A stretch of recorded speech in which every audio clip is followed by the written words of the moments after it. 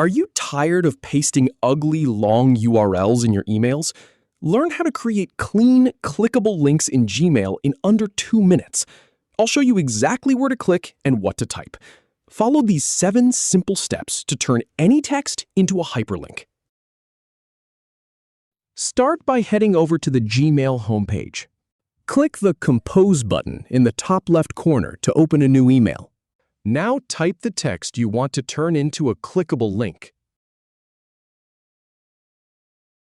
Then, highlight that text with your mouse. Next, click the Insert Link icon at the bottom of the Compose window.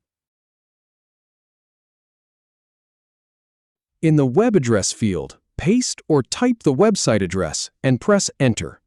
And just like that, the selected text now appears as a clickable hyperlink. If you have any feedback or if any info is inaccurate, please leave a comment below. We'll do our best to answer or redo the video if needed. Thanks for watching.